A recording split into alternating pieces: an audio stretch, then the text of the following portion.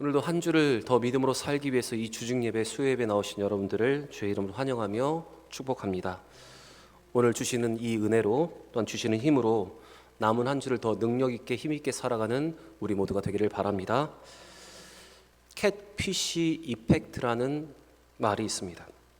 이것을 번역하면 매기 효과라고 합니다. 이 매기 효과는 청어를 잡아두는 데에서부터 어부들에게서 유래되었습니다. 바다에서 잡히는 생선 중에 정어리라는 생선이 있습니다. 청어라고 불리기도 하는데 주로 북쪽 바다, 찬 바다에서 많이 잡힙니다. 그런데 이 정어리는 살아있을 때는 식감이 참 좋은데 죽으면 식감이 떨어져서 그 값이 떨어지는 것이 특징입니다. 그런데 대부분의 정어리들은 바다에서 그물로 잡은 다음에 항구로 돌아올 때 모두 다 죽고 맙니다. 그래서 어부들은 이 정어리를 항구까지 살아올 수 있는 방법들을 찾았습니다. 그런데 이렇게 노력하는 중에 노르웨이의 한 어부가 이 정어리를 항구까지 살아오게 하는 방법을 찾았습니다. 그것은 정어리를 넣어놓은 수족관에 그 어창에 캣피쉬라는 메기, 바다메기를 어창에 함께 넣는 것이었습니다. 바다메기는 정어리를 많이 잡아먹는 정어리의 천적입니다. 그래서 정어리가 가득 담긴 그 어창에 바다메기를 한 마리를 넣으면 모든 정어리들은 그 메기로부터 잡혀먹지 않도록 움직이기 때문에 항구까지 올 때까지 그 정어리가 살아있다는 것입니다. 그것을 캣피쉬 이펙트라고 합니다. 여러분, 우리는 살아가면서 우리의 삶에서 어떤 위기도 만나지 않았으면 좋겠다는 마음이 있습니다. 그런데 만약 여러분 우리의 삶에 아무런 어려움과 아무런 위기가 없다면 아마 우리는 긴장하며 살아가지 않게 될 것입니다. 믿음의 사람인 우리가 긴장하지 않고 살아가면 우리는 무기력해지고 영적으로 나태해지기 마련입니다. 어쩌면 하나님은 이러한 인성, 우리의 마음을 잘 아시기 때문에 하나님은 우리의 삶에 이 바다 메기와 같은 영적으로 긴장할 수 있는 문제와 위기를 계속해서 허락하시는 것입니다. 필립 얀시라는 기독교 영성가는 자신의 책 고통이라는 선물에 이런 말을 썼습니다. 고난이 없으면 우리는 하나님을 생각하지 않을 것이다. 고난이 없으면 우리는 하나님을 생각하지 않을 것이다. 잘 되고 형통할 때 하나님을 더 찾아야 하는데 그럴 때는 하나님을 찾지 않고 잊고 있다가 고난이 찾아오면 하나님의 존재를 인식하는 것이 사람의 특징이라는 것입니다. 그래서 여러분, 고난은 우리로 하여금 하나님을 계속해서 기억하게 하고 주의 말씀을 가까이 하게 하여서 우리로 깨어있는 영성 또한 살아있는 영성을 만들게 하는 것입니다. 시편 119편 71편에 1절에 이런 말씀이 기록되어 있습니다. 같이 한번 읽어보겠습니다. 고난 당하는 것이 내게 유익이라 이로 말미암아 내가 주의 율례들을 배우게 되었나이다. 여러분, 우리에게 찾아온 고난이 또한 찾아온 위기가 우리에게 영적인 유익이 된다는 사실을 기억하시고 다시 기도하고 다시 주를 붙들어 우리의 영이 다시 한번 살아나고 깨어나는 저와 여러분, 우리 모든 대형의 성도들이 되시기를 바랍니다. 우리 옆에 분과 한번 이렇게 인사했으면 좋겠습니다. 고난이 유익입니다. 인사하겠습니다. 고난이 유익입니다. 다시 한번 인사하겠습니다. 깨어 기도합시다. 인사하겠습니다. 깨어 기도합시다. 아멘. 예수님은 삭개오를 영접하시고 그에게 구원을 허락하신 후에 제자들에게 한 가지의 비유를 더 가르치셨습니다. 그것이 바로 오늘 본문에 등장하는 열 문화의 비유입니다. 한 귀인이 먼 나라에 떠나가기 전에 10명의 종들을 불렀습니다. 그리고 그들에게 한 문화씩을 나누어 주면서 장사를 하게 하고 왕위를 받기 위해서 먼 나라로 떠났습니다. 그리고 돌아와서 종들과 그 한 문화에 대한 결산을 하는 내용이 오늘 이 문화의 비유입니다. 이 예수님의 비유는 당신께서 영광의 주로 임하실 때가 지연될 것이기 때문에 이 기간 동안 제자들이 어떤 삶을 살아가야 하는가를 그들에게 임무를 알려주기 위해서 이 비유로 말씀해 주셨습니다. 어떤 귀인이 먼 나라에 가서 왕위를 받기 위해서 그곳을 떠나게 되었습니다. 여행에 앞서 주인은 그 종들 10명을 불러 한 문화씩을 나누어 주면서 자신이 왕위를 받고 돌아올 때까지 그 한 문화를 가지고 장사하라고 말했습니다. 12절과 13절의 말씀 우리 같이 한번 읽어보겠습니다. 12절과 13절입니다. 이르시되 어떤 귀인이 왕위를 받아가지고 오려고 먼 나라로 갈 때에 그 종 열을 불러 은하 열 문화를 주며 이르되 내가 돌아올 때까지 장사하라 하니라. 여기서 등장하는 문화는 은하의 일종인데, 이 문화는 대략적으로 노동자가 일해서 얻을 수 있는 3개월에서 4개월의 임금, 급여를 말하는 단위입니다. 우리가 알고 있는 달란트의 비유에서 나온 한 달란트 또한 돈의 단위인데, 지금의 한 달란트가 우리의 지금 화폐로 환산한다면 약 10억 정도 되는 돈이라면 이 문화는 약 1,000만 원 정도 되는 돈입니다. 그런데 이 귀인이 한 문화씩을 종들에게 맡기면서 장사를 하게 한 목적이 있습니다.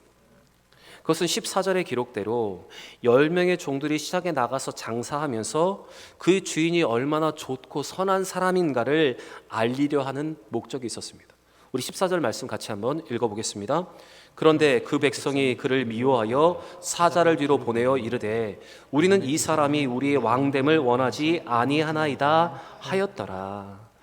왕이 될 귀인은 종들로 하여금 백성 가운데 소규모로 장사하게 한 이유는 백성 중에 스스로 왕이 되려 하는 다른 야심가가 심어준 이 왜곡된 이미지와 모함 때문에 이 귀인이 왕됨을 원하지 않는 자들, 그러한 사람들이 있었기 때문에 그들의 마음을 돌이키려 하는 목적이 있었습니다. 그러니까 주인은 그 종들로 하여금 그 종들이 주인의 얼굴이 되어서 그분이 얼마나 선하고 좋은 분이신지를 백성들과 접촉하여서 장사를 하는 그들의 행동으로 그 귀인에 대한 것을 전하려 하는 목적이 있었습니다. 오늘 이 말씀의 영적인 의미를 한번 살펴보면 여기서 나오는 귀인은 예수님을 말합니다. 그리고 14절에 등장하는 스스로 왕이 되려고 하는 야심가는 바로 사탄을 말하는 것입니다. 사단은 예수님에 대한 왜곡된 이미지와 모함으로 그분이 왕이 되는 것을, 예수님께서 왕이 되는 것을 막으려 하였습니다. 그래서 예수님은 당신의 종들에게 한 문화씩을 주시면서 장사하고 세상 사람들과 접촉하여서 주인이신 예수님이 선하고 좋은 분이시라는 것을 세상에 알리려고 하셨습니다. 여러분, 이런 오늘 본문의 의미에서 볼 때 우리 또한 10명의 종, 한 문화씩 받은 10명의 종들처럼 우리도 한 문화를 받은 사람들입니다. 예수님이 우리에게 한 문화씩을 맡기시면서 세상에 나가 예수님이 우리에게 얼마나 선하시고 정직하시고 사랑과 용서가 많으시고 공의로운 분이신가를 알게 하려고 우리에게 그 문화를 맡기셨습니다. 그래서 우리는 우리의 일상적인 삶을 통해서 세상 사람들에게 이 예수님의 존재를 알려야 하는 의무가 우리 가운데 있습니다. 사단이 깔아놓은 예수님에 대한 부정과 왜곡된 이미지를 우리의 삶을 통해서 바꾸어야 하는 의무가 우리에게 있다는 말입니다. 오늘 본문 11절의 말씀과 같이 당시 사람들은 예수님께서 예루살렘에 가까이 가실 때 예수님이 정치적이고 군사적인 메시아가 되셔서 유대인의 왕국을 꿈꾸며 그 나라가 당장이라도 임할 것이라고 그들은 생각하고 있었습니다. 그러나 예수님께서 십자가의 죽음, 부활을 통해서 예수님이 하나님의 나라를 이루신다는 것을 그들은 깨닫지 못했습니다. 이런 예수님의 사역에 대해서 아직도 이해하지 못하는 수많은 사람들의 왜곡된 시선, 이렇게 바라보는 수많은 사람들이 있었습니다. 바로 그런 사람들에게 예수님에 대한 바른 인식을 심어주기 위해서 예수님은 한 문화씩을 그 제자들에게, 그 종들에게 맡기신 것입니다. 여러분, 우리 또한 그러한 세상적인 왜곡과 예수님에 대한 부정적인 인식을 하는 이 땅에 심판주로 임하실 예수님, 왕으로 다시 임하실 예수님이 재림하실 날까지 우리는 그 예수를 증거해야 하는 의무가 우리 가운데 있습니다. 예수님께서 우리에게 각각 한 문화씩을 이렇게 맡겨주셨습니다. 그렇게 우리는 예수님께서 임하실 그날을 기대하면서 우리의 삶으로 우리에게 맡겨주신 한 문화를 충성되게 활용하고 충성되게 그 사명을 잘 감당하는 믿음의 삶을 살아가야 하는 것입니다. 우리의 삶을 통해서 예수 그리스도를 전하고 우리의 행실을 통해서 예수 그리스도를 전하는 사명이 여러분 우리에게 있습니다. 마태복음 5장 15절에서 예수님께서는 우리에게 이렇게 부탁을 하셨습니다. 같이 한번 읽어보겠습니다. 이같이 너희 빛이 사람 앞에 비치게 하여 그들로 너희 착한 행실을 보고 하늘에 계신 너희 아버지께 영광을 돌리게 하라. 또 베드로전서 2장 12절에도 베드로 사도는 우리에게 이렇게 말하고 있습니다. 같이 읽겠습니다. 너희가 이방인 중에서 행실을 선하게 가져 너희를 악행한다고 비방하는 자들로 하여금 너희의 선한 일을 보고 오시는 날에 하나님께 영광을 돌리게 하려 함이라. 여러분, 우리에게 주신 이 한 문화로 우리는 세상에 깔려있는 예수님에 대한 부정적인 이미지와 왜곡된 시선을 여러분 우리는 변화시켜야 합니다. 우리에게 주신 그 시간과 능력과 지혜로 우리의 착한 행실을 통해서 세상에 예수 그리스도를 알릴 수 있는 믿음의 삶을 우리는 살아가야 하는 것입니다. 마가복음 9장 41절에서 예수님이 우리에게 작은 한 가지의 실천을 통해서 예수를 전할 수 있다고 우리에게 이렇게 말씀하셨습니다. 같이 읽겠습니다. 누구든지 너희가 그리스도에게 속한 자라 하여 물 한 그릇이라도 주면 내가 진실로 너희에게 이르노니 그가 결코 상을 잃지 아니리라. 예수님께서 우리가 예수의 이름으로 작은 것 한 가지를 실천하였을 때 그것을 통해서 우리에게 상급을 주신다. 성경은 우리에게 이렇게 약속을 하고 있습니다. 사랑하는 여러분, 우리에게 주신 이 한 문화를 잘 활용하여서 세상에 예수를 전할 수 있는 여러분과 저의 삶이 되기를 원합니다. 작은 것 하나라도 믿음으로 사랑으로 베풀어서 예수를 더 증거할 수 있는 여러분과 저의 삶이 되기를 원합니다. 왕이 되어 고국으로 돌아온 주인은 종들이 어떻게 장사하였는지를 알고자 하여 그들을 불렀습니다. 그 자리에서 첫 번째 종은 주인이 맡긴 한 문화로 10문화를 남기게 되었다고 주인에게 보고를 하였습니다. 그것이 15절과 16절 말씀인데 15절과 16절 읽겠습니다. 귀인이 왕위를 가지고 돌아와서 은하를 준 종들이 각각 어떻게 장사하였는지를 알고자 하여 그들을 부르니 그 첫째가 나와 이르되 주인이여 당신의 한 문화로 10문화를 남겼나이다.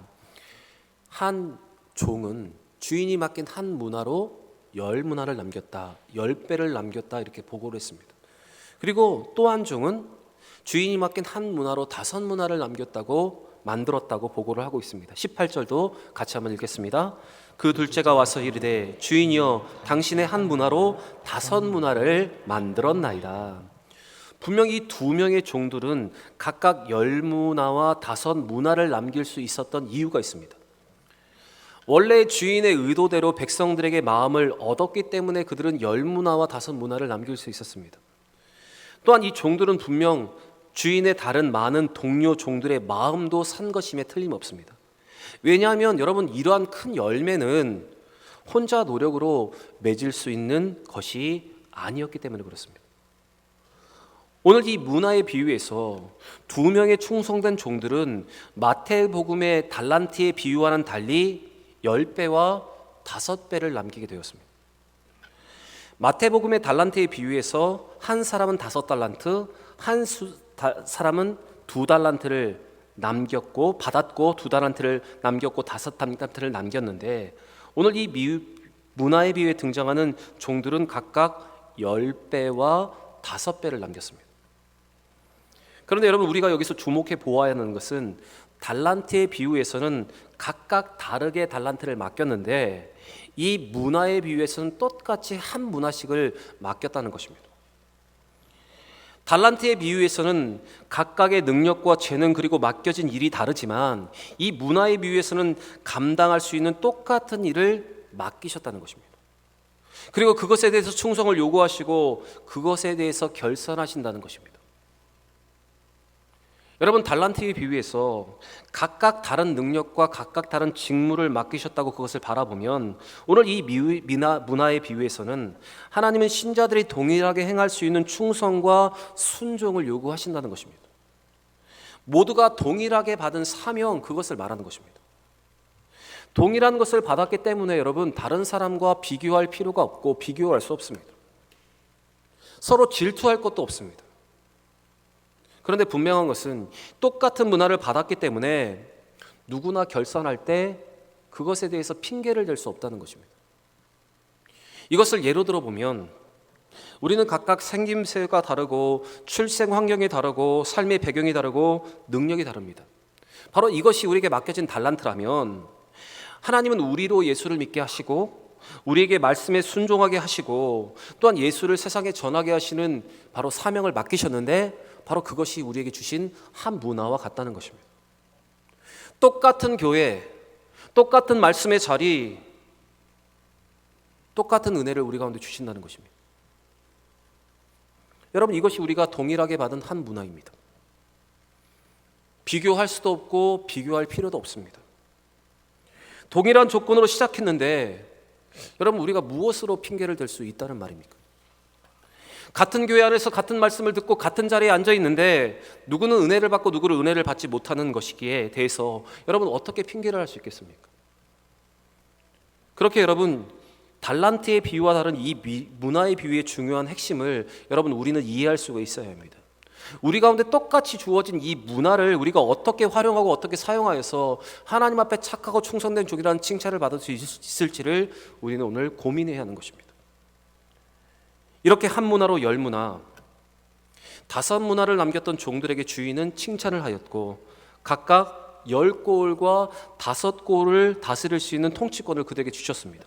자, 17절과 19절의 말씀을 우리 같이 한번 읽어보겠습니다. 주인이 이르되 잘하였다 착한 종이여, 내가 지극히 작은 것에 충성하였으니 10골을 권세를 차지하라 하고 주인이 그에게도 이르되 너도 5골을 차지하라 하고. 여러분, 우리는 여기서 귀인이 종들에게 한 문화를 맡긴 또 다른 이유를 발견할 수가 있습니다.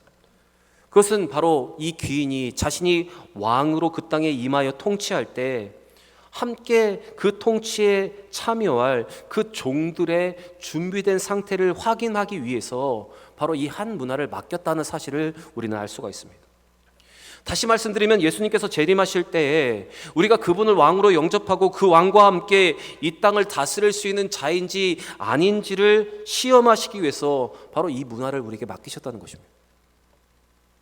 주인이 왕으로 돌아올 그날에 그 영광과 그분의 통치에 참여하는 동역자가 되기 위해서 지금 우리가 이 문화를 우리는 잘 활용하고 있는지, 잘 선역하고 있는지, 예수님께서 맡기신 그 목적과 뜻대로 우리가 잘 행하고 있는지를 여러분 우리는 돌아봐야 한다는 것입니다.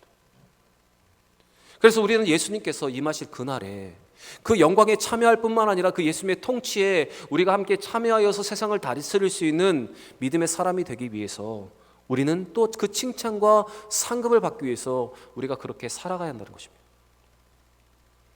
그런데 여러분, 여기서 분명한 한 가지가 또 있습니다. 그것은 만약 사람의 마음을 얻지 못하고 동료들의 마음을 얻지 못했다면 10문화를 남길 수 없고 5문화를 만들 수 없다는 것입니다. 한 사람이 은혜를 받고 열매를 맺을 수 있는 것은 예수님의 말씀에 분명히 순종한 믿음의 삶이 있었을 것이고 사람들의 마음을 얻을 만큼의 행실이 있었을 것이고 또한 동료들의 마음을 살 수 있었던 그의 헌신이 있었기 때문에 여러분 가능한 것입니다. 여러분, 우리가 은혜를 받고 우리가 삶의 열매를 맺고 우리가 부흥할 수 있는 조건도 이와 동일합니다. 혼자서는 할 수가 없습니다. 하나님의 도우심과 하나님의 뜻대로 합당하게 행하는 믿음의 삶이 필요하고 또한 사람들의 마음을 얻어야 하며 함께하는 성도들과 지체들의 마음을 사야 우리는 이러한 열매, 10문화, 5문화를 남기고 만들 수가 있습니다. 그래서 전도서 4장 9절부터 12절에 성경은 우리에게 함께함의 중요성에 대해서 이렇게 말하고 있습니다. 우리 같이 한번 읽겠습니다. 두 사람이 한 사람보다 나음은 그들이 수고함으로 좋은 상을 얻을 것임이라. 혹시 그들이 넘어지면 하나가 그 동물을 붙들어 일으키려니와 홀로 있어 넘어지고 붙들어 일으킬 자가 없는 자에게는 화가 있으리라. 또 두 사람이 함께 누우며 따뜻하거니와 한 사람이 어찌 따뜻하랴. 한 사람은 패하겠으나 두 사람이 맞설 수 있나니 세 겹줄은 쉽게 끊어지지 아니하느니라. 여러분, 함께함의 중요성, 함께함에 대한 그 은혜가 오늘 이 말씀에 고스란히 녹아져 있습니다. 요즘 교회 안에 많은 여전도회가 있는데 활발하게 모이고 많은 은혜를 나누는 전도회가 있다는 소문을 들었습니다. 함께 모여 교제도 하고 함께 모여 은혜를 나누면서 또 믿음으로 도전을 한다는 좋은 소식이었습니다. 그런데 여러분, 이 전도회가 은혜가 가득하고 또 함께 모여서 이러한 은혜를 나눌 수 있는 것은 바로 그분들이 함께 모여서 기도하였고 선한 영향력을 그들에게 주었기 때문에 가능한 것이라고 저는 생각합니다. 하나님의 뜻대로 행하고 있기 때문에, 하나님이 원하시는 기뻐한 일을 행하고 있기 때문에 함께 모여 이런 은혜를 나눌 수 있다고 저는 믿습니다. 여러분, 이와 같이 우리는 혼자 할 수가 없습니다. 혼자 열매를 많이 맺을 수 없습니다. 함께 해야 은혜가 있고, 함께 해야 기도가 뜨겁고, 함께 해야 마음을 얻고 또한 부응할 수 있는 것이 바로 교회의 원리입니다. 여러분, 이렇게 우리가 하나님의 뜻대로 기도하면서 우리가 마음을 모은다면, 서로의 마음을 얻을 수 있다면, 여러분, 우리 또한 이 10문화를 남길 수 있고 또한 5문화를 만들어낼 수 있는 믿음의 사람이 되는 것입니다. 여러분, 혼자 하려 마시고 함께 마음을 나누고 또한 주변의 사람들의 마음을 얻고 하나님의 뜻대로 믿음을 행하여서 이러한 은혜와 이러한 시너지가 일어날 수 있는 우리 모든 대형의 성도들이 되기를 바랍니다. 사랑하는 여러분, 분명 우리 예수님 이미 왕으로 재림하실 준비가 다 끝나셨습니다. 아직 덜 준비가 된 것은, 아직 준비가 되지 못한 것은 바로 예수님의 동역자가 되어 그 부분과 함께 다스릴 우리가 아직 준비되지 못한 것입니다. 여러분, 예수님의 재림을 위해서 믿음의 준비가 다 될 수 있는 여러분과 제가 되기를 바랍니다. 사랑으로 사역하시고 충성되게 맡겨진 사명을 잘 감당하시고 열매를 맺어서 주인의 칭찬을 받을 수 있는, 예수님의 칭찬을 받을 수 있는 여러분과 제가 되기를 원합니다. 또한 예수님과 함께 그 나라를 다스릴 수 있는 그 통치의 능력도 얻는 우리 모든 대형의 성도들이 되시기를 주의 이름으로 간절히 축원합니다.